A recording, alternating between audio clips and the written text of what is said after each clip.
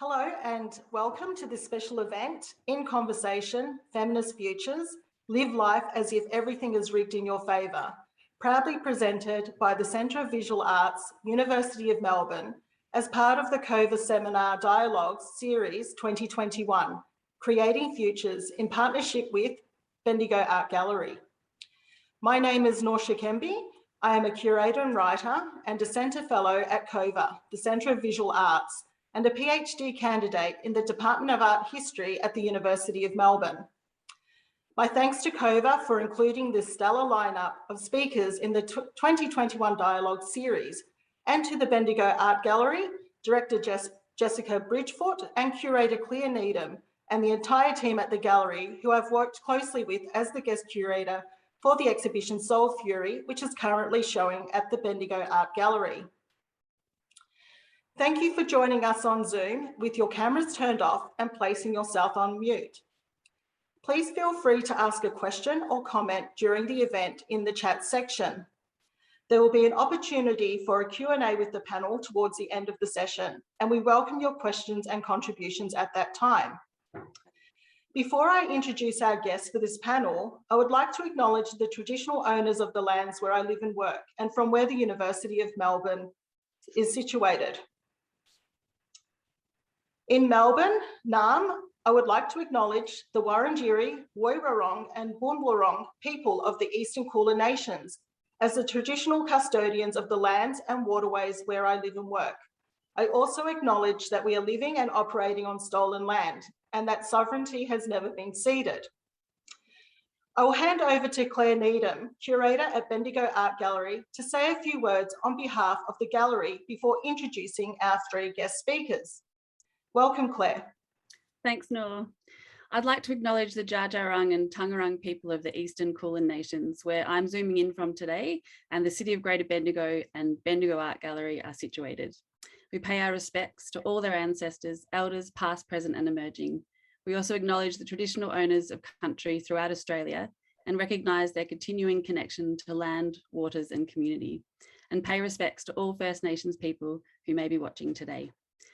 Bendigo Art Gallery is delighted to present the exhibition Soul Fury in collaboration with Noor, and to highlight the inspiring creative practices of 16 incredible female artists from across the globe. Thank you so much to Noor and all the Soul Fury artists, and to our panelists today. Thank you also to our colleagues at the Centre of Visual Arts, University of Melbourne, for partnering with us for this event as part of the COVA Seminar Dialogue Series. And it's going to be a really great discussion. Thanks, Noor. Thanks so much, Claire. So now I'd like to introduce our three incredible panelists. Dr. Huda Ashar is a multi-award-winning artist who began her career as a documentary photographer in Iran in 2005. Since 2007, she has been living and working in Australia, where she is also a lecturer in photography and fine art. Through her photography and moving image work, Ashar explores the nature and possibilities of documentary image making and considers the representation of gender, marginality and displacement. Ashar completed a Bachelor of Fine Art Photography at Azad University of Art and Architecture in Tehran, and a PhD in Creative Arts at Curtin University in Western Australia.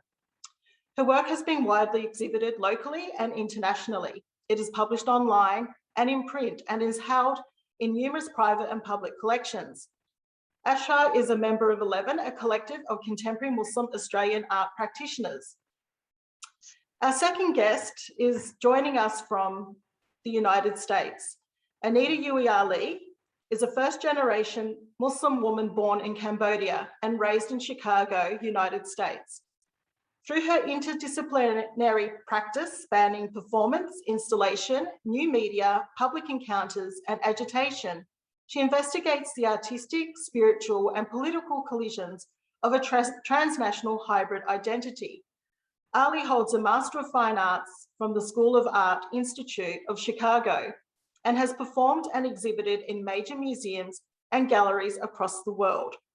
Ali is currently a senior artist in residence at the University of Washington, Bothell, where she teaches interdisciplinary arts, media studies, and performance. Ali is also co-founder of Studio Revolt, an independent artist-run media lab that has pioneered new modes of working across continents agitated the White House and won awards at film festivals. And our third guest, Eugenia Flynn. Eugenia is a literary scholar, writer, arts worker, and community organiser.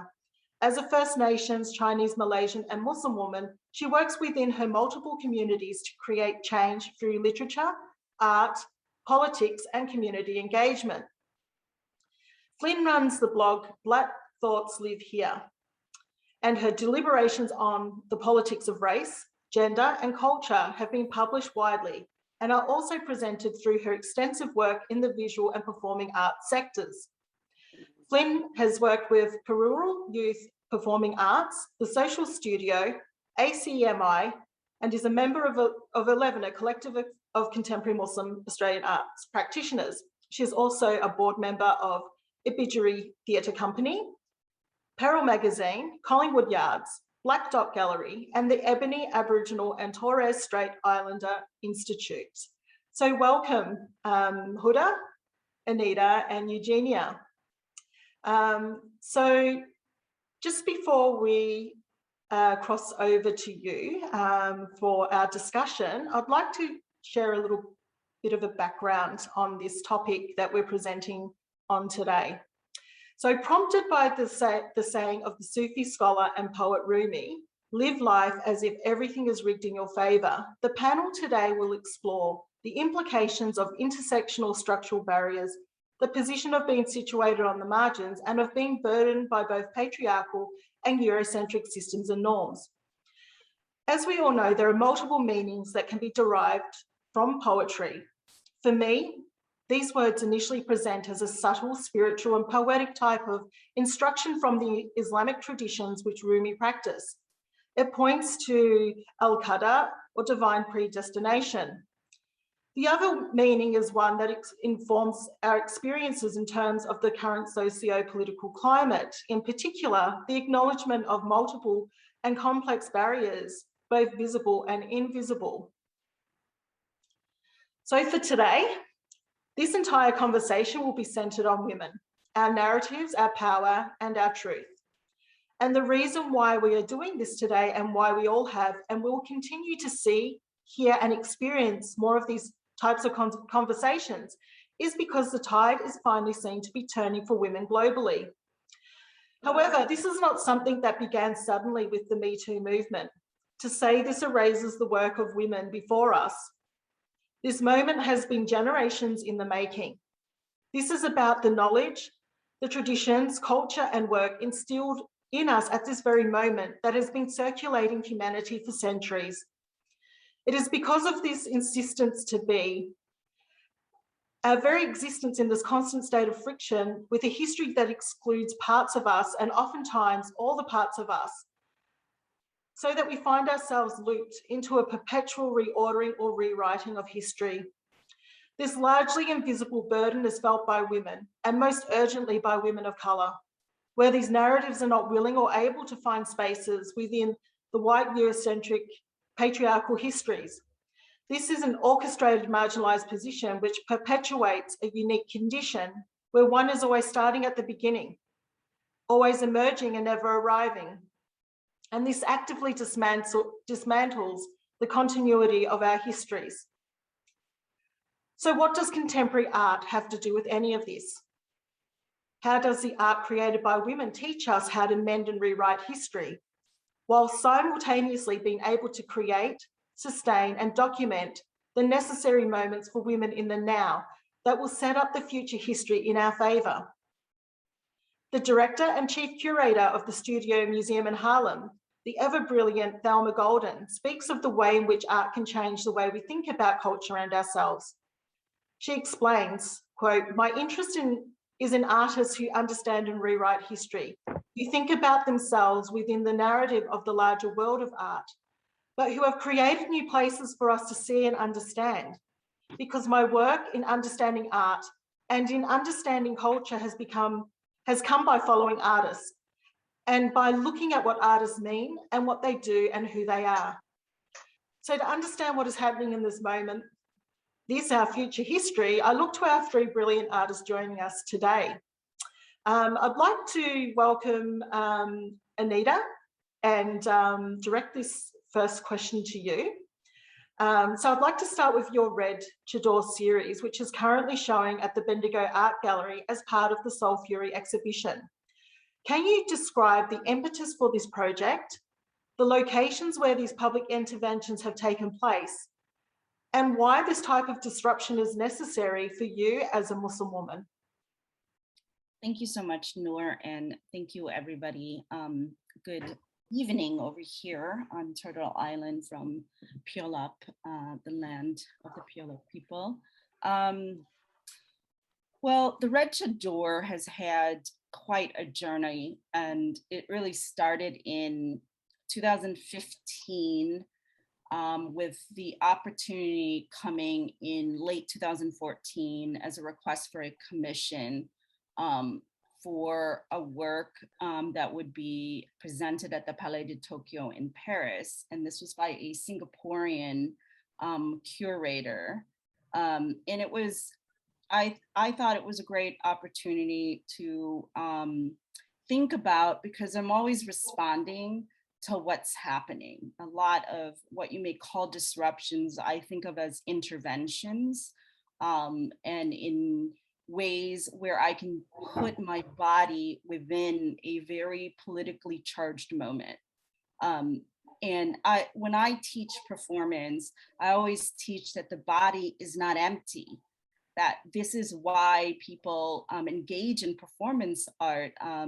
It's because the body has meaning and history, holds futures, like all of that gets brought into the moment of engagement, and that intimacy and immediacy is part of what I love about performing and putting my body in these acts, right? These acts of intervention. So long story short, the commission came, and I really thought about what was happening in the world. And at that time in the end of 2014, Paris and France was talking about, was coming off Charlie Hebdo and the killings of the caricature artists who were doing very racist things, right? And has had a history of racist depictions of Muslim people. And this is in a long lineage of colonial sort of, I would say, not dealt with colonial past, right? So I'm thinking about this, and I'm also seeing that the headlines in the newspapers, every time it's about ISIS, it's really quick to call a killing or an execution a beheading. It's the use of that particular word in the manner in which you are depicting Muslim people in particular, right? Or people perceived as Muslims, even though these are fundamentalists who have nothing to do with Islam, except they're pretending as if they are Muslims, right? So I'm thinking about all of this, and I'm doing this in Cambodia, right? So like, I know that my family background is as an ethnic minority. We are like 2% or less of the population being Cham Muslims. And so this adds another layer of complexity. And then on top of that, me being a refugee and raised in the United States, and then coming back to Cambodia to try to figure out what this ancestry and lineage looks like. So I'm thinking about all of this, and this is why I use sort of transnational modes of creating and kind of thinking in these very multilateral ways.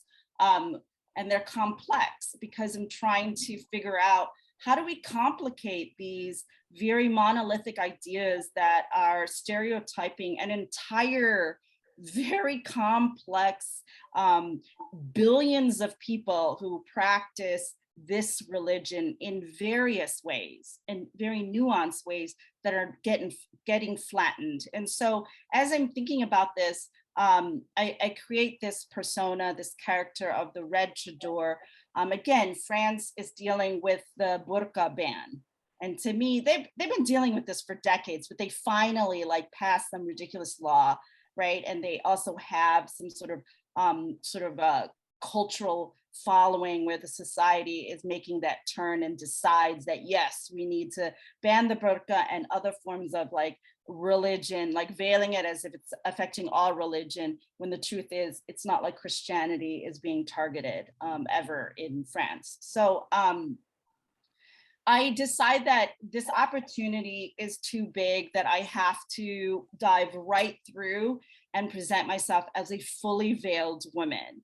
But in thinking about that, I always think about a sense of humor in the work and a subversiveness, and also my idea of having fun with the work. And that's why I choose red as, and that's why I choose to make a gown that is just very, for me, sparkly. And it's about when an Orthodox woman who might be fully veiled, maybe she wants to go to a ball, maybe she wants to go to, you know, a gala, a prom, whatever it is, maybe she wants to have fun and enjoy. And how can she do that? And so this is me sort of exercising that, that train of thought in creating this persona in this fabulous, ridiculous garment that is heavy and sparkly. And this is, you know, situating ideas of fear next to this identity to me that is not supposed to elicit fear. So this is really about, well, when she confronts other people in the public landscape, what might she be, what are the expectations placed on her? Because it isn't about who she is, it's about what everybody else thinks they're seeing. And that's what I'm interested in teasing out with this work. And so the work has been shown around the world since Paris. It's gone to Hartford, Connecticut, Washington, DC at the Smithsonian, San Francisco, Seattle the day after Trump gets elected. Right? This is a huge thing in America for many of us, for a good, 50% of the population. So it is literally the day after we find out that he is indeed the president, or the soon to be president-elect. And I do the only thing I know how to do, which is take my body and disrupt the space and like put myself out there in costume, in persona, as the Red Chador, holding up one protest sign. On one side, it says, "I am a Muslim," and it's set typographically with the same font that the civil rights, there was a major civil rights moment in the 60s of the Memphis sanitation workers who declared, "I am a man." And so I'm aligning these issues with Islamophobia, with what was happening to Black folks in the 1960s. And then on the other side, it said, "Ban me," because a very palpable fear was that he was going to push forth, because he ran on the campaign of basically saying he was going to ban Muslims, which he did. He did put this into effect, into policy. So it's been to Seattle, Kuala Lumpur, Hong Kong, and then the costume was in transit from Kuala Lumpur to Ramallah, Palestine, where I gave a talk at the first performance art network of Palestinian performers. And I didn't perform as her, although I spoke about the work. And unfortunately, that particular luggage, when I tracked it after coming back to America, we found out that it never left Tel Aviv. So I never got the costume back, and it was lost basically for 2 years. And it wouldn't be until 2019 that I would reintroduce the work.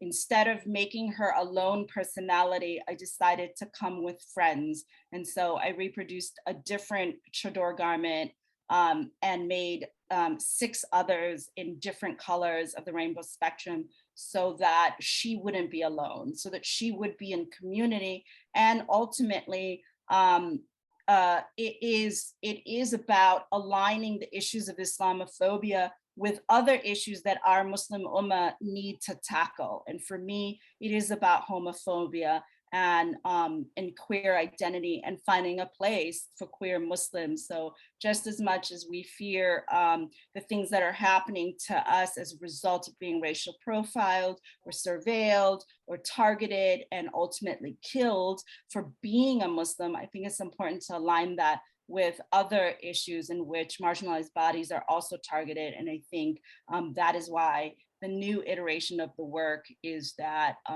she is part of this Rainbow Brigade.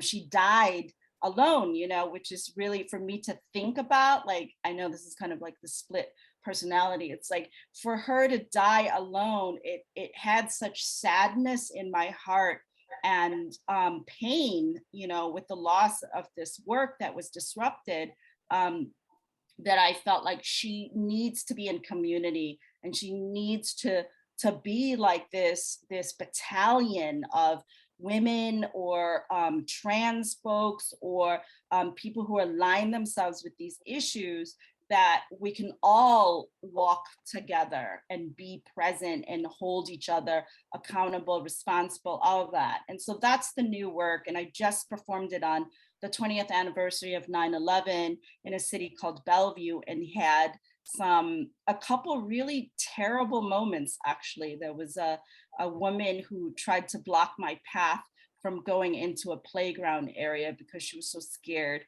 for her kids.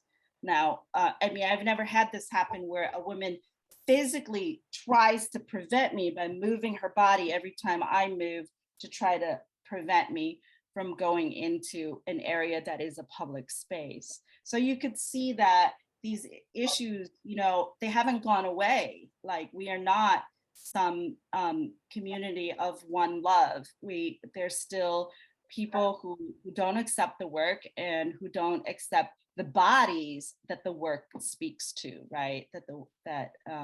So those are the things I'm thinking about. And as she sort of gets rebirthed, and I should say the whole project was rebirthed in Honolulu. And in my research, as I'm thinking about queer identity and queer aesthetics, the anunu, which is the rainbow, in the Hawaiian indigenous culture is extremely important, and is seen as a sort of celestial bridge between entities. And so that sort of nailed it for me, like, oh, I have to do this in different colors. It so makes sense. Like, you know, Honolulu and Shangri-La Islamic Museum, they're the ones who gave me the opportunity to rebirth the work. And so I always get this feeling like that, you know, Allah, God, Goddess, like they have given me like certain signals that I should continue to do this and do this in this way. And so I think that's what's nice about this talk, is being with Muslim folks and seeing so many Muslim people in this Zoom audience. Like, it's nice to be able to say that, you know, without looking like a crazy person. Okay, good. Thank you. We'll move on to our next speaker. We'll come back to you shortly, Anita. Thank you for sharing, you know, that wonderful journey of the Red Chador. So Eugenia, this question is for you. In your beautifully poised poem, The Small Asian Woman Speaks, you impart a raw and damning testimony about the gendered racism you experience through the multiple realities of your identity. And in the poem, you just describe a series of intense encounters that some may argue will be outside the experiences of the majority of audiences. Who is your audience and why? And should this poetry be seen as a provocation or more so as a document of a moment in history? Thank you for your question. I just wanted to say thank you for having me today. I'm zooming in from Boonwurrung country out here in the outer west of Melbourne, and really want to pay my respects to the Boonwurrung people. Yeah, so this work, it's a funny one, you know, listening to Anita talk about complexity around identity, you know, that story about being back in Cambodia and being what's termed an ethnic minority and all of those sorts of things. I mean, that's, you know, a similar experience for me, because there's not too many other people who are, you know, Aboriginal and Chinese, Malaysian and Muslim. And really a lot of my writing, what it does is want to reflect my experiences, and the audience for me is always I have a really wonderful friend and mentor and colleague, Dr. Shakira Hussain, and we often, well, very early on, I asked her, about writing, and she was telling me to think about an ideal writer. And I always think about a younger version of myself, because when I was growing up, Australia was such a monoculture, and I mean that from a cultural product sense. So, I read lots and lots of British books, as that kind of legacy of colonialism, and then a lot more kind of Australian books that would come through after, but not a lot that were anything other than kind of the story of, what we can now term kind of Anglo-Celtic Australians, and then, as I said before, kind of British books like Enid Blyton and Roald Dahl. So often when I'm writing, I do think about kind of that younger version of me, and I've done lots of work, particularly with younger women, and I often think about them when I'm writing. So, this piece that I wrote for this exhibition, it's a sort of series of,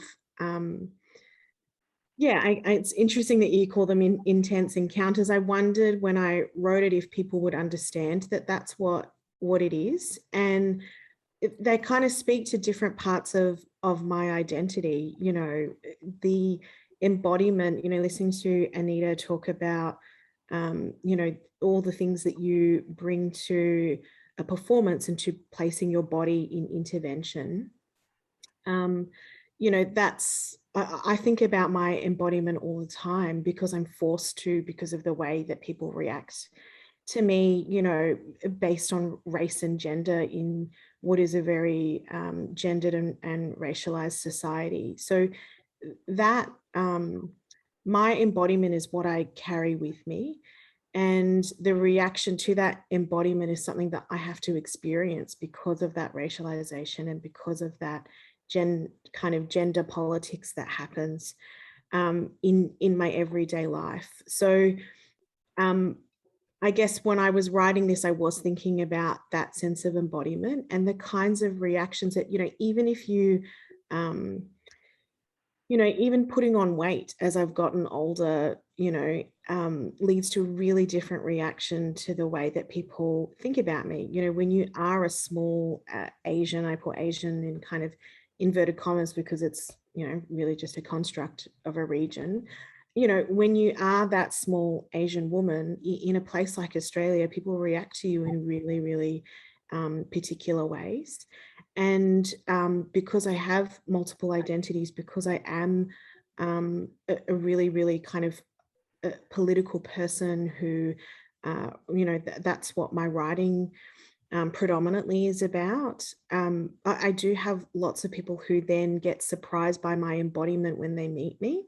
I can have a really soft voice, and people respond to me and say, and literally someone said that to me, you're softer than I thought you would be. So, that kind of sense of wanting to reflect that experience, I do hope to kind of cut through. I'm really keen on having conversations with people from my own communities. I'm really interested in having those conversations with other women who are Asian, who are Muslim, who are Aboriginal, and seeing themselves reflected in my work is kind of my aim. So just to answer your question about provocation, I don't think of my work in that way as a provocation. I can see how kind of the last two kind of stanzas, I was talking about I've got this kind of the third last line is, the Aussie paste ups that make no sense, which is about another artist's work, a white male Australian artist who has these, works claiming people from the colonial period, people of colour from the colonial period as Aussie. I think it's I'll be really honest, I don't regard that work very well at all. And I don't think it makes sense. And so those last two lines, that sort of that line, and then I say, you do not want me and I'm not yours. I can see how people would think that that's a provocation. But again, in a lots of ways, it's a really intimate poem. It's speaking to myself.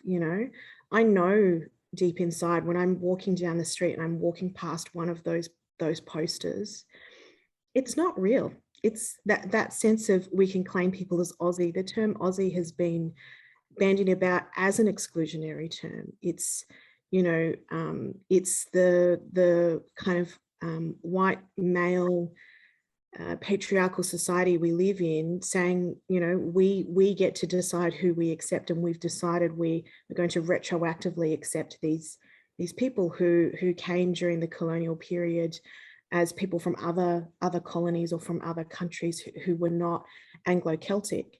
And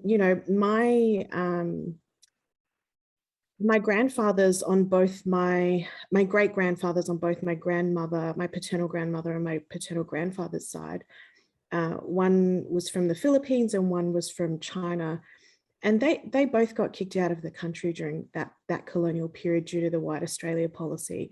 They had children, they had families, and those families were torn apart because of that. So to see a work like that trying to retroactively claim those people who would have been their contemporaries during that period is just really ridiculous to me. So that idea of, you do not want me and I'm not yours, is really, it's intimate, that's talking about, I know that's not, we have so much work to do in a society like this. And, that kind of sense of, and I'm not yours, that's a reminder to myself.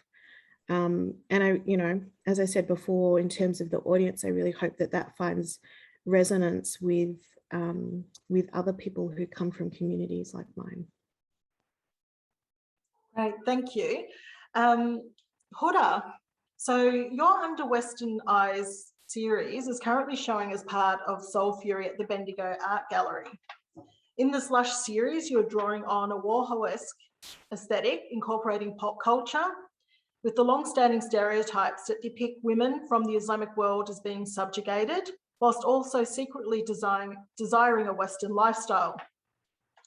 These portraits are often misread as a type of confessional work that authors the misery of Islamic women, rather than what it is actually depicting, that you have described as familiar signs of Islamic identity to challenge the dominant representations of Islamic women that circulate in Western art galleries. Why was this critique so important to you as a woman, an artist? And what did you recognise in the visual culture here that alerted you to this insidious narrative that, again, if we think back to our original line of inquiry for this panel, causes one to be looped into the mending and rewriting of narratives? Thanks, Noor. First of all, thanks for having me as part of this incredible program. I am zooming in from the Wurundjeri country of the Kulin Nation in Brunswick, Melbourne today, and I'd like to pay my respect to the elders, past, present, and future.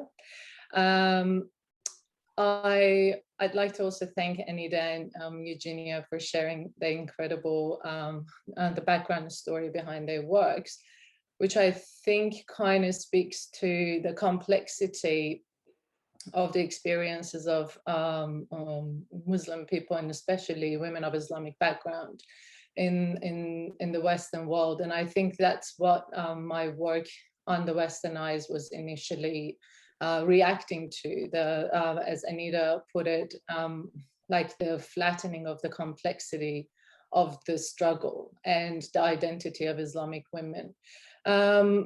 I migrated from Iran in 2007 to Australia, and I did my bachelor degree in arts, fine arts in Iran. And even then, in between 2002 and 6 that I was studying there was all these conversations about the type of work that gets the attention of the Western audience, and the only work from our country that was getting outside and being seen and accepted was the works that were literally talking about the suppression and struggle of Islamic women and portraying them as, you know, victims of violence or suppression and so on, and often decorated by Islamic calligraphies or other signifiers.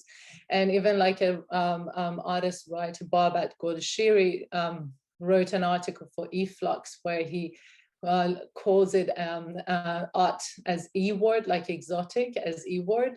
So I was kind of familiar with that dialogue when I was in Iran. And when I left and came to Australia, I had to try to find my identity as an artist again, because once you find yourself in a completely different context, it's just the absence of, you know, any historical personal connection to the new place that you move into. And also you're confronted by the image that the society that you relocated to has of you as a woman of Islamic background coming into the West. It's always already decided and projected back onto you. And it's always already also you realize that you wonder at what point I was brainwashed into this idea that the West is my savior and I am the secondary to them, and I'm here and I have to first become civilized and to be able to be accepted and so on. So there's this all psychological kind of background to our narratives that we don't know till we live the country of, you know, our birthplace. And so when I went to the art school here at the beginning of my migration, I realized that there's always this force and expectation of me to make work about my struggle as a woman of Islamic background, and like to also make work that is celebrating my liberation by the West. So the work also responds to two different kind of arguments, like that, like it's the image of the me, myself, the confusing image of myself that was projected onto me by my audience. Like I realized immediately that there's this confusion in the mind of the West about the identity of Muslim women.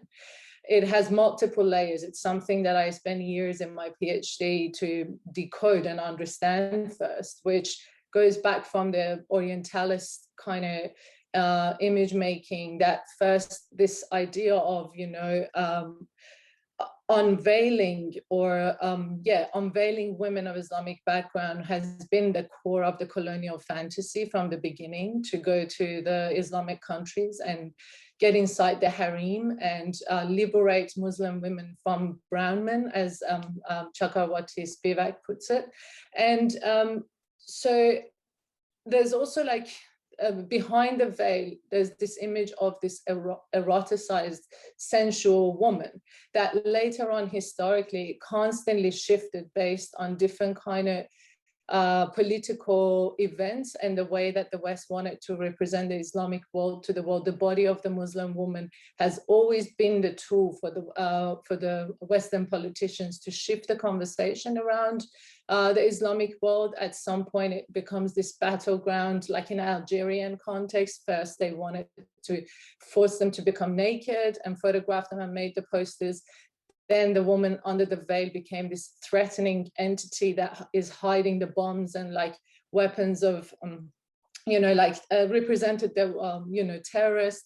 And all the way that it came like later on justified the war on terror because they wanted to liberate Islamic women from the barbaricness of their societies. Even right now, if you look at what's happening around the dialogue in Afghanistan, it's still the same. Like it's the body of the Islamic women that justified the war on terror and now is like representing the dangers of the Taliban and the coming threat. Anyway, so all these like kind of different layers is something that I tried to bring into the series On the Western Eyes. But that project in particular is only targeting the art world, the mass production and consumption of the images of Islamic women as an identical group of victims that is often sort of made accessible and softened through the use of, modern iconographies like smoking or sunglasses, or like there's this idea that underneath the veil, there's always this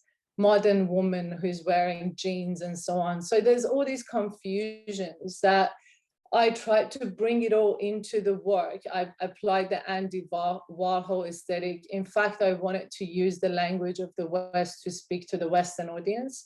And that's why I titled it On the Western Eyes, which is taken from Chandra Mohanty's famous essay.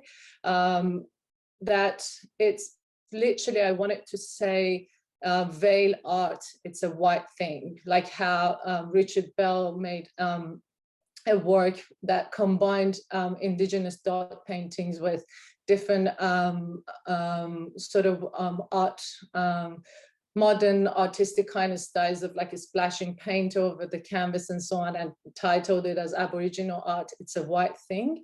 It was like a really important reference point for me to making that work, to talk about the mass production and consumption of images of Islamic women by the Western art market, for the Western art market. Thank you. We'll come back to you with a part 2 to that. I'm just going to return to Anita now. So Anita, the crux of your practice extends beyond this epic series, so the Red Tudor series, to include works such as Enter Without an Exit Plan from the Space Between Inside Out series. In this stunning work, you're once again acting as the agent or provocateur, playfully disrupting the spaces around you. Your other bodies of work include White Mother and The Buddha Bug. Each of these are performances which speak to your own personal identity and history. How important is it to you to make these narratives present in the public domain, and why? Thank you for that. I want to thank Eugenia and Hoda for articulating some of the things you did. I just kept nodding my head because I've been so waiting for this kind of conversation. I wish we had more of it in the various art circles that I've been part of. So I just want to say thank you, and also the brilliantly articulated Orientalist lens, Hoda. Like, you just totally nailed it. I create, somebody's mic is on. I create work that's essentially heroines, heroic female figures, personas that are larger than life, because those are the role models, the fantasies, the imaginative, confident, powerful beings that I want to be, that I want to see for my daughters, that I wish I had growing up. It's like, how many Jam, Muslim, Khmer, mixed race, like Malay, Thai artists are out there doing this? The answer is there's not too many. I have actually yet to meet anyone that is this identity and this particular intersection. And so the work that I make is an extension of that. And I would argue it's not just, marginalized artists, or in America, we say women of color, that make work that's biographical. The white people are doing it too. They just choose not to say it. It's all work is an extension of who you are and how you think. Just some of us, our stories have not surfaced, and representation hasn't done us justice, just like Hoda had articulated. And so you find those of us who do this work and find the responsibility to do this work because we want to disrupt these horrific images, because all of these images and representations have detrimental effects, like the war on terror, like a young girl's self-esteem, like growing up and not being able to articulate in the ways that make you feel full and human. That is the harm of all of this, is the constant dehumanizations. And so I make the work to see that this representation is somewhere, and that other people can find it and can have, you know, an access to it. And I hope that that's what all of us, Eugenia, Hoda, myself, and all the other women that Noor brilliantly curated into this long overdue show, like we should have much more of this. This shouldn't be just a one-time thing. I mean, I just feel like I'm doing this because this is all that I know how to do as an artist. You know, people don't just do this without understanding that the work we create maybe doesn't always have a place or a value, but it's something to us, the makers of it. And so I want to add my voice and the complexities to what's out there so we can start to shift it, shift the narrative, make that turn. So there's just more of it out because there's just too much white representation everywhere globally, and the patriarchy, it's also a problem. Can I add something to it? Because when I think about Anita's work, I think about how much it takes, like courage, for her to get onto that red, big, bold veil and walk on the streets. Like, for example, the day after Trump was elected, as you were saying, like the idea of the women in veil not having agency, which is something that is dominant in the narrative. That's why the West thinks that they're going to liberate us from the brown men or the Taliban and so on. That's the struggle is reduced to that. So that's the first thing that it contradicts, the power that it takes in an individual and the agency to choose to walk on the streets in that red veil to confront the society. That's one thing. And the other thing is, like, you know, it's also opposes this idea of like becoming a decorative item, which is often what I'm trying to challenge in my work, which often, if like you see the images of veiled women that are trying to represent the voice of Islamic women, are like images that are reduced to decorative items, and it doesn't disrupt the space, but it's just sort of kind of a reaffirmation of that secondary position that they occupy. And the fact that people decorate their spaces with those images makes them only feel better for like being inclusive or accepting or supporting it, which is a binary dialogue between the like the challenge that also feminist Islamic women have in the feminist dialogue, because it's always, again, our struggle for freedom is placed in a secondary position to the Western feminist dialogue and so on. So am I making sense? Because I think, yeah, what I wanted to say was just like an appreciation of what it takes for Anita to take that body and occupy the streets with that, the presence of the veil. Because when you think about the way that it's looked at, for example, again, I'm like, the Afghanistan dialogue is very present in our minds at the moment.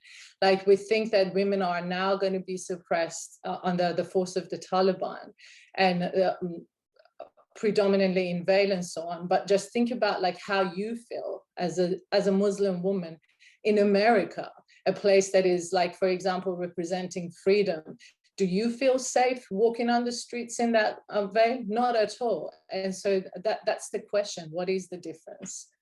That's what I just wanted to add. Anita, do you want to share with the audience your experience at the Smithsonian in the Red Chador? Because that's a pretty intense story.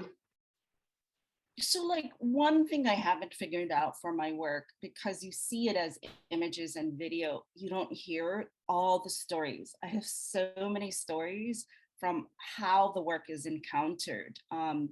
Going back to Hoda, before we go to the Smithsonian, Hoda, the day after, people were crying to me. People were whispering how they were sorry because they knew that they failed. And these are, I'm talking about mainly white people, because I usually go into the middle of the city. This is a tourist center. It's called Pike's Market. And people were sobbing, asking permission to hug me, to hold me, to apologize. A woman with an IV attached to her who was getting cancer treatment, saw an Instagram post that I was going to be there, came down and said, "Not on my watch." She scribbled this thing on a file folder and walked with me for a block. This woman was medically like ill. So this is like what's happening in America the day after, you know, it's announced. And this red chador, for some reason, on the day after, does not become a fearful entity. That's the only moment. Every other moments, it's very layered, and there's always an element of fear. But in this particular moment, maybe it's the liberalness of Seattle, but she became this empathetic being that was catching everyone else's sort of sorrow and allowing them to kind of feel this intensity, because they helped to put this in play, in process. Smithsonian, you know, my work was censored and went through a whole board of regents censoring of the work, down to me having to sign a contract that said I wouldn't detract from what I agreed to do, which is to stand still and not touch the US flags. They were very afraid that I was going to deface the flags.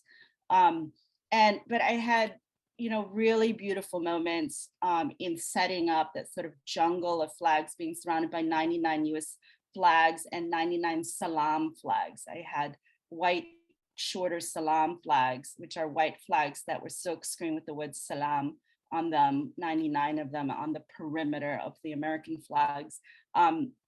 And I had incredible moments with people who have never experienced performance art, but because the red chador, through silent gesture, would beckon them forth, they had this energy exchange with me. And there were people who were frightened, as ridiculous as it is. There was a lot of frightened feelings, but as soon as I would grab their hands, and sometimes I would allow them to touch my face. And one older white woman, I had her unveil my face, and she sort of broke into a smile and said, "Oh, that's not so bad," and smiled. I'm not sure what was so bad. I don't know if, again, this is where it's complex. Did she not expect this Asian face underneath the veil? What was she reacting to? Did she not expect me to have her touch my face and allow her into, you know, that zone of interaction? Again, I'm not sure, but all I know is there's something that happens when you're able to touch and soften people a little bit through interactivity. I don't know if that answers it, but there are other moments where in San Francisco, I had the most violent attacks happen to me, where people lunged at me, trying to beat my face because they said I was triggering them. They had just returned from Afghanistan as a veteran. And this is me just crossing the street as the red chador. Another person lunged forward with a windshield wiper and was about to attack me when my documentation person yelled and stopped him, and then a bystander chased him off. So it's very real, these situations, but I also have faith that what I'm doing is necessary, and this is the art. The art is actually the confidence to do this. Thanks. Just for a change of pace, we'll go back to Eugenia now for her second question. So it's about your creative writing practice and your work in academia. Can you share with us how your writing practice and your research nourish one another, to recognise and claim the alternative forms of writing which are currently challenging the literary canon? So you could tell us a little bit about your research and creative practice. Sure. I mean, I just want to acknowledge what Anita was saying in terms of the reaction to the performance work. And, you know, just to say, I'm hearing what you're saying, Anita, about that sense of responsibility. My research into Indigenous literature really, a huge part of that talks about responsibility and accountability. So, you know, if we're thinking about different epistemologies, different ways of being and doing and knowing, that kind of sit outside of the Western systems that we are indoctrinated into, you know, through schooling, through kind of society, all of those sorts of things.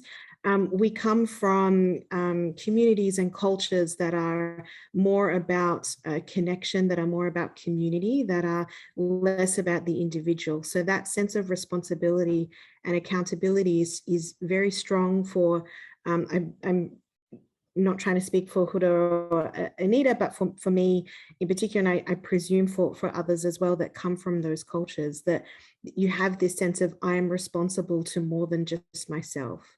And so, you know, the creation of work and the, you know, putting your body on the line in that way, you know, that is, I you know, really applaud that sense of responsibility and being accountable to community for that work. So my research really looks at those different ways of being, doing, and knowing. So, you know, we often, the easiest way to kind of explain it to people is that when you are in a Western country like Australia, from the time you are a kid, you are indoctrinated into this system, but it's the norm. You're not told this is Western civilization or this is Western knowledge and ways of learning, all of those sorts of things. It's become a bit more apparent now because we have had the kind of more conservative and the right kind of have a backlash against that kind of diversification of representation that we've been talking about. They are having this backlash and saying, no, we must have this university degree that's about Western civilization, and we need to make sure that we protect, you know, things like the literary canon and that comes from that Western civilization, all of those sorts of things. But really, my research looks at Indigenous ways of being, doing, and knowing. And really that sense of responsibility and accountability to read Indigenous literature from within our own ways of doing that. So, you know, I read texts, Indigenous literature, and do that from a theoretical framework of Indigenous ways of being, doing, and knowing, which are obviously, you know, epistemology, ontology, and axiology. And, you know, in that reading, I'm able to kind of, you know, generate new understandings of those works. And I feel like that's, you know, really important, you know, when we are writing, as I said before, when I'm writing or when you are making work, you are, there's kind of, you know, two ways that, you know, you think about audience. You know, I was saying before that I often think about my audience in terms of I'm trying to create these kind of intimate one-on-one kind of dialogues with my readers who I always position as people who are coming from my communities. And so when I think about those people, you know, I'm writing in a very particular way, but we don't often think about the reading or the receivership of those texts, of text in general. And so I'm very interested in, you know, what happens when we do read from outside of that kind of Western system, and what does it mean when you have an Indigenous person reading an Indigenous work? And, you know, I would argue that it's the same for Muslims as well. You know, how many times in text and film and theatre have we seen that stereotype of, you know, the Muslim woman, she's veiled, you know, she's fighting with her parents. They want her to marry someone that she's not interested in. And then she meets a white guy and, you know, they start a relationship and it causes conflict, but love prevails, you know, that sort of, that kind of trope, right? You know, if we had more critics or more readers of that come from, you know, a Muslim background, they would be able to say, you know, this isn't actually that interesting. This is not interesting work. It's not speaking to me. It's not my experience. Or, you know, there's other narratives that we can share. And I think that that's the same as well for not just the reading and the criticism of literature, but also the writing as well. You know, I think especially for a lot of Black fellas, because we went through this period from the late 80s through the 90s where we were very much attacked in society and politics in terms of, you know, Aboriginal people receive things for free, you know, they're lazy, you know, native title was happening, you know, we're going to come and steal people's backyards and claim it for our own. All these kinds of things are happening during that period, but we also have this period of kind of federal government mandated, we're going to spend 10 years trying to reconcile Aboriginal and non-Aboriginal people together in Australian society. So a lot of, you know, this is not, I'm not trying to be critical of my colleagues in kind of art and performance and film and theatre, all of those sorts of things, but a lot of the work really was during that period about trying to teach non-Indigenous people. So I'm more interested in, you know, creating those moments of, I don't necessarily, I'm not trying to teach anybody who's not Muslim or not, you know, not kind of from my communities about us. I think that that's a nice byproduct that happens, but I'm very, very focused on that audience that I spoke about before. So that kind of relationship between, you know, my theoretical research work about reading and then also my, you know, production of text as well, they kind of go hand in hand in that way. So, you know, I am just interested in those, you know, as both Huda and Anita were talking about, that representation. You know, if you, you know, I don't necessarily care about my work being moderated by, you know, by white people. I'm more interested in, if I put this out there, you know, what audience is that going to find? Who is that going to resonate with? And I really hope that they get something from that. So yeah, I think that's sort of how those two things work in relationship with each other.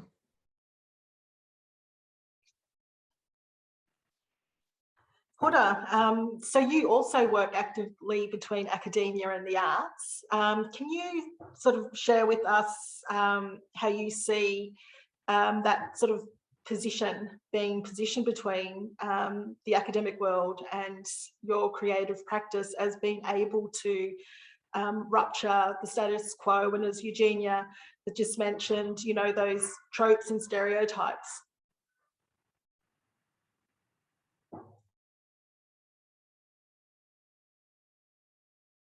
I'm on mute, I'm just talking to myself.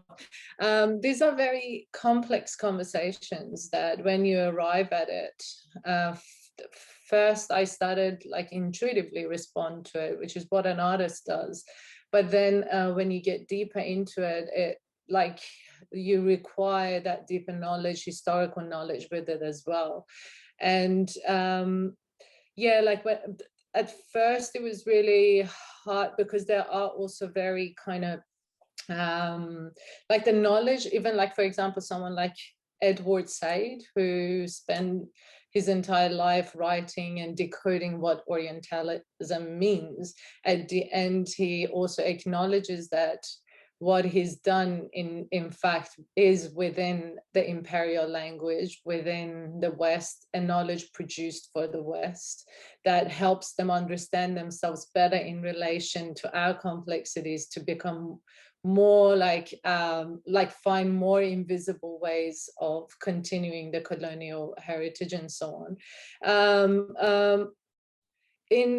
There are all these complex ways of thinking and understanding our own position within this context and in the world, because our identities are politicized, whether we want it or not. Like being Iranian is a political place to occupy in this world. Like being Muslim is a really complex political, you can't just dissociate yourself with it. I know people who do, but to completely deny their identities, to liberate themselves from the burden of it.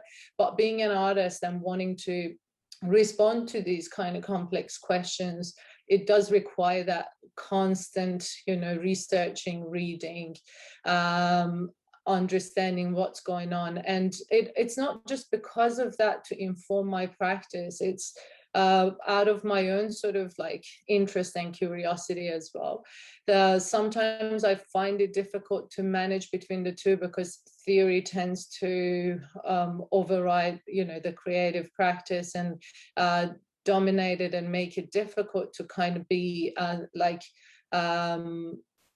free in ways of thinking. It kind of puts a framework around it. So finding a balance between the two has been like something that I've been practicing, reading, thinking, writing, putting it aside, take a space and time, thinking, get back into that kind of creative mode of making. But yeah, I think one, they go hand in hand. I can't see myself making work about the issues that I do without having that kind of period of like having to research and dig in deeper and understand it deeper first before responding to it. It comes with that responsibility too. Like you just can't make a statement out of nowhere. You need to understand what you're talking about. And they have very complex histories. So it's essential to it. Great, thank you. We're heading towards the end of the session, and we do want to allow some question and answer. But before we get to the question and answer with the audience, I want to ask like a final question. And for me personally, this relates to this idea of continuity and, staying in touch with the histories of the women before us that have been doing this work for so long. So for each of you, who are the women, past and or present, on whose shoulders you stand? Anita, you want to go first? You just volunteered me. Good job. So I sometimes in my performing diaspora class, which is a movement studio class with my students, I have them on the very first day open up with their matriarchal lineage. And so I'm going to introduce myself by that, because I think those are the women that I carry with me. My name is Anida Yu Ali, and I am the daughter of Suraya, who is the daughter of Abida, who is the daughter of Fatima, who is the daughter of a woman whose name I do not know. And so, the idea is you try to go as far as you can, and for the women you don't know their names, you need to say that. And it's really interesting, to do that with the men and the women, the boys and the ladies, to do that matriarchal lineage, to see how far they can go just on the spot without researching it at all through memory. With that, it's my daughters. I get inspired every day seeing how joyful they are and what new knowledge comes into their very being. I mean, just imagine that as a young being.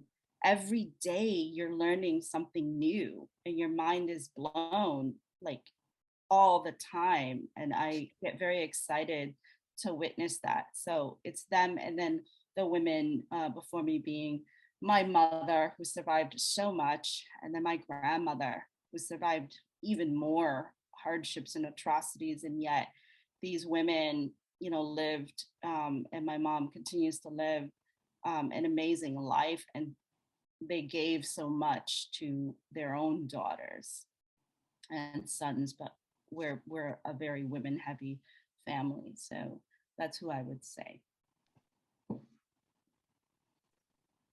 Thank you for sharing that. Huda. That was so beautiful. I think the women that I'm always inspired with are the women of my country and my region in general. Like every time I go back to Iran, I'm amazed with how, because I see myself as part of the generation who left and couldn't stand or choose to stay and fight. And but I'm always in awe of them. And every time I go back, I see the battle, day-to-day battle, and fight for that, and how they are gaining what they want to gain in a very complex way. That's why I get that's why my work responds to that lack of complexity in the narrative of Islamic women, because it goes beyond the veil. The veil is in most cases even chosen by women. So I just hope that people understand that it's a choice, and it's part of the identity and tradition. It's not, to the West, it represents something else. But the struggle, like all the women around the world who are struggling for freedom, they are doing it too, but in a more complex context and situation.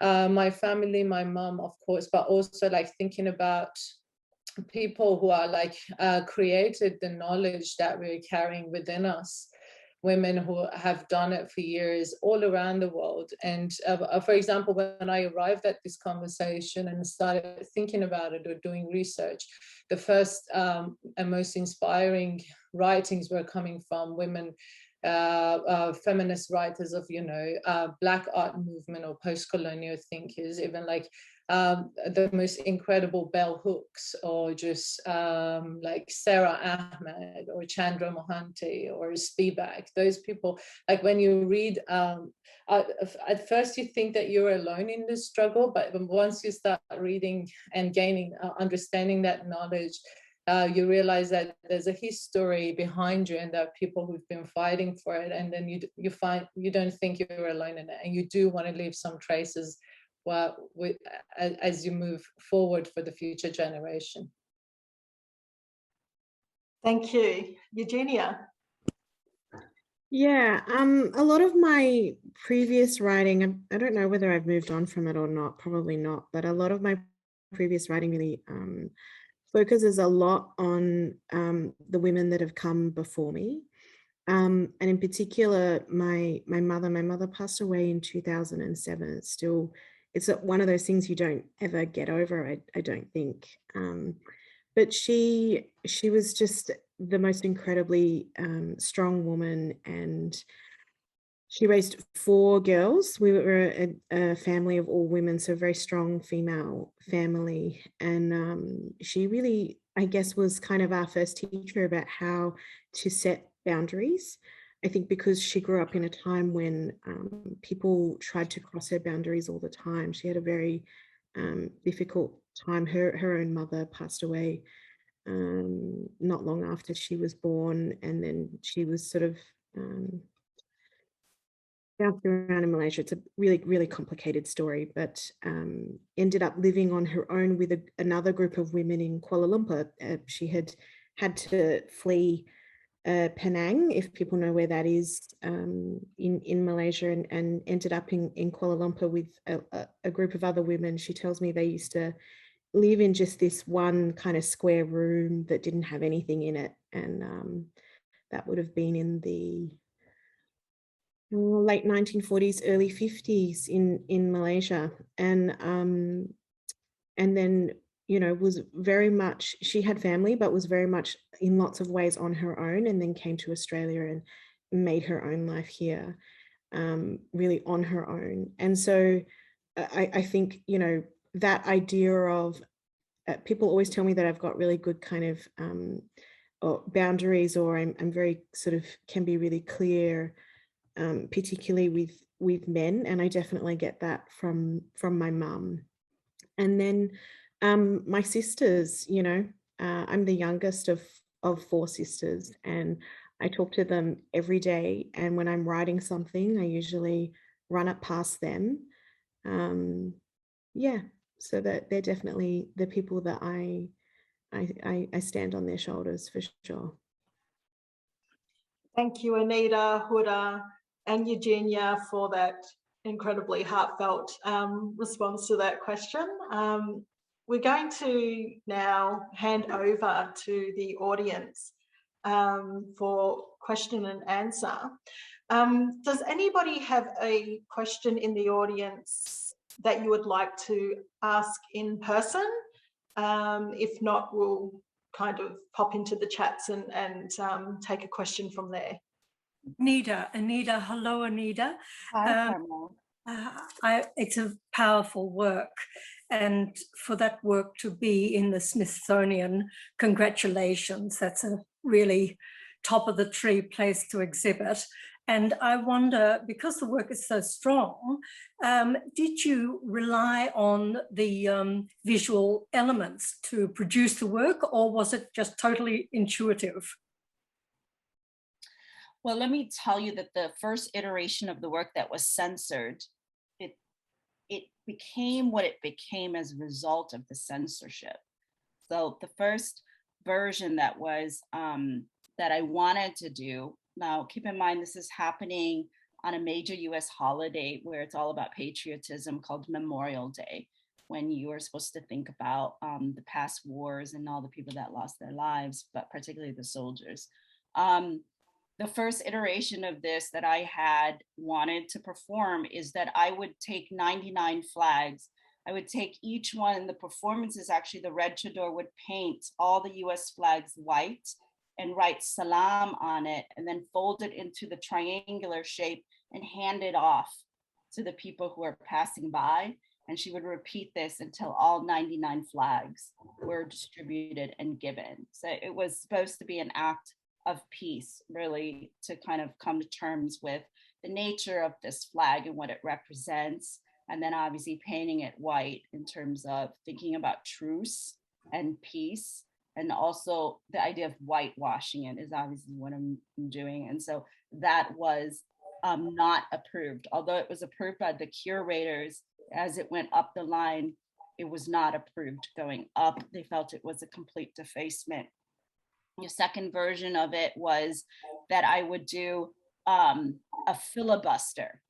A filibuster is a congressional move in which somebody talks and gives a speech to try to disrupt like a bill from passing, basically.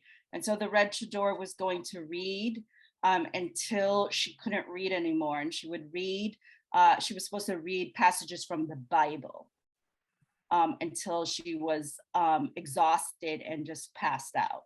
So she would go on for hours and hours. This is a durational work. And the idea is that people would get confused thinking she's reading from the Quran or something, but it's not, it's actually Bible passages. And they said no to that because they thought it was too political. They thought I was making then a political move. And so I said, okay, this is gonna be the third version. And if they say no to this, then they don't want the Red Chador. It's her very existence that they don't want. So I literally proposed that I would put the flags around me, all 99 flags, and I would do nothing but stand still. So that was my test. My presentation of this idea was a test to see if me doing nothing was what they wanted, which is what they wanted. They wanted me to be surrounded by the American flags presented according to US flag protocol without me ever touching a flag and being still in the center. And that was approved after I signed off and said I would not detract or go rogue from that idea. And if I did, this wasn't in the contract, but this was said to the curators would lose their jobs. Thank you for your question, Carmel. Krista. The demand, and I think this goes to the panel, the demand for people to be labeled as something is pervasive. Do you hope your stories will help people take back that authority? Yes, definitely. You know,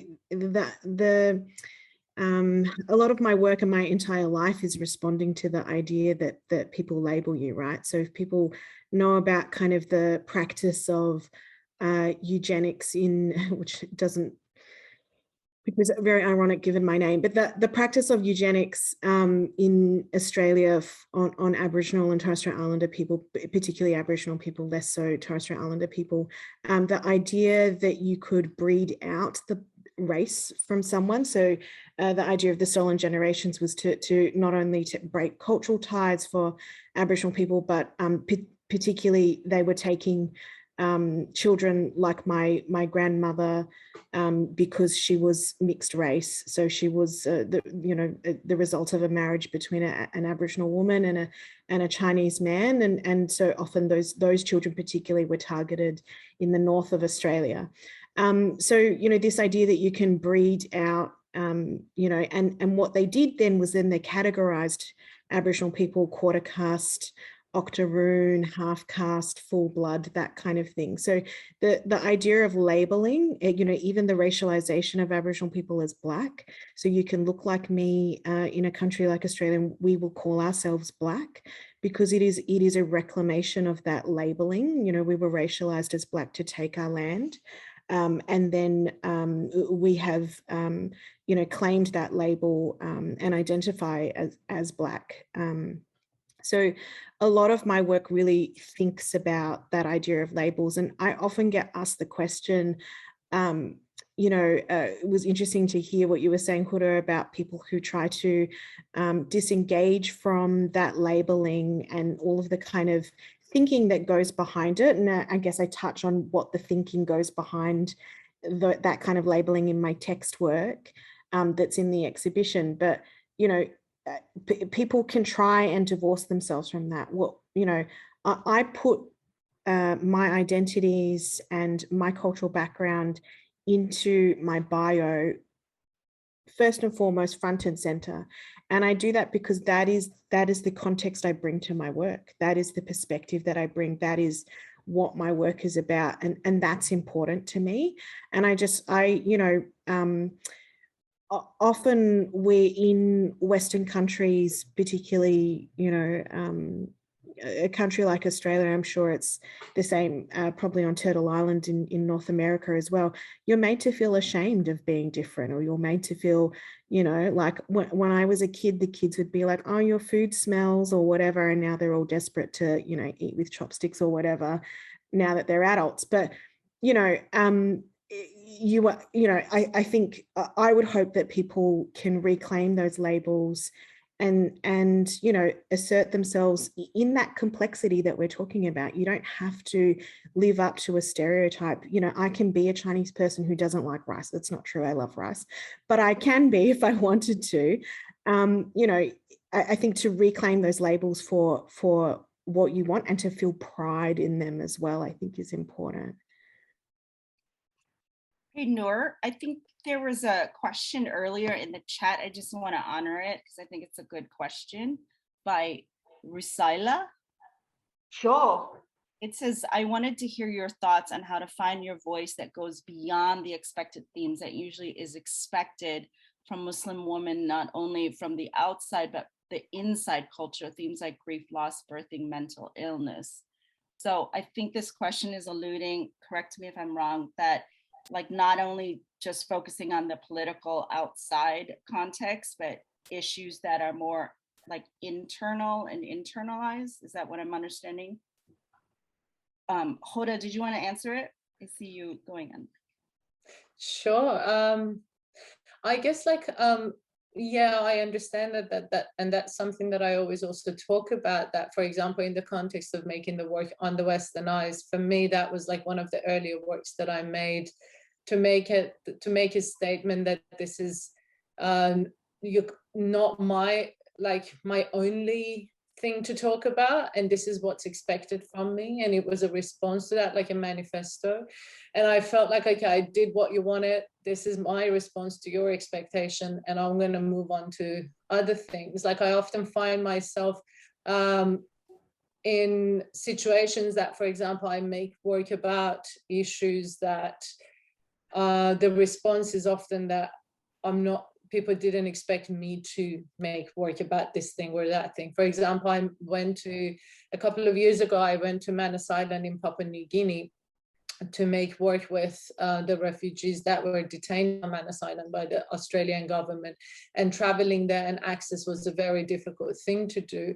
When I was planning the whole thing, I wasn't at all thinking about my position as a woman, as an Iranian woman, as a migrant in Australia that is going to make work about something that is very political in response to the current political condition and so on. But the responses that I was getting from people was all about that there was like an element of surprise there, that I'm a woman and like I'm going to one of the most dangerous places, and like there were a lot of men who were going there making work about it, but no one made that bold that how come you're a man going to Manus Island to make this work? But being a woman was like something that was made bold a lot. And it's often something that I'm reminded of by other people, but I don't think about it at all when I'm making it. And I think that's my internalized feminist kind of practice, that I'm not placing myself where I'm expected to be.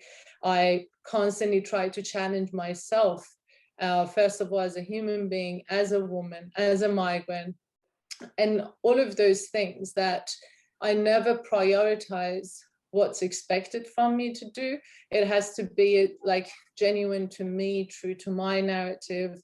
Whether sometimes I've made work about really personal kind of work about my connection to my experience of migration. I make some personal work that I don't share, but just like, and it can be personal, it can be about grief, loss, other things that doesn't necessarily relate to your identity as like a Muslim woman or a person and so on. And that's something that, I try to challenge a lot in my work. I just wanted to add on to what Hoda was saying, that, you know, when you do, you know, make that kind of work, you know, exactly as you were saying, Hoda, you know, I guess in response to the question, when you just do it,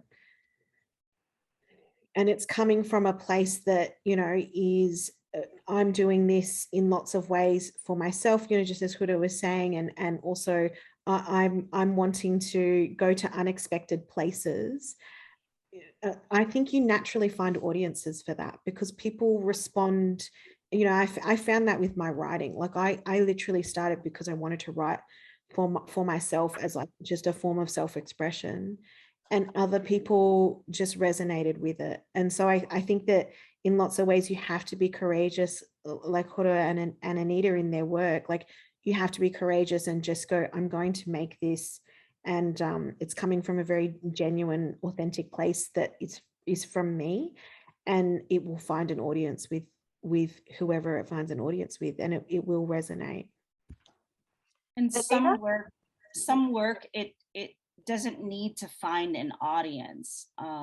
It's there because you're exercising your creative expression and this desire to make the work. I would say that, you know, you're only seeing at these exhibitions and these presentations or books or little books, like a part of the work. You're not seeing the 20-25 years worth of work that has come in all sorts of forms and mediums. So that's what I would say. I have written so much poetry, so much writings and prose and short stories, but you know, the trajectory of my work is such that I'm also a visual artist, and this is the work that has been selected for this. And so I would say, like, you know, if you're interested in an artist, look around, do the research, find the work, reach out to them, and you could see that the work is beyond just about representation. I know so many artists that it's way beyond that. It's just that certain works get selected and picked up because they're trying to put it in conversation to some other bigger ideas. Okay, thank you. We'll have to end this session now. Thank you so much for generously sharing with us today.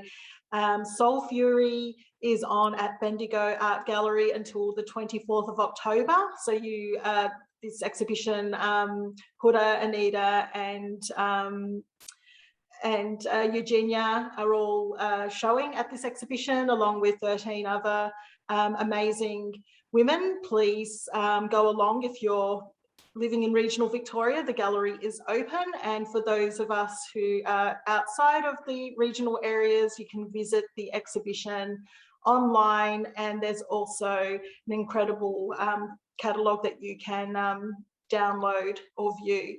So thank you once again for joining us today, and thank you to our panelists, and take care. We'll hope to see you at our next public program.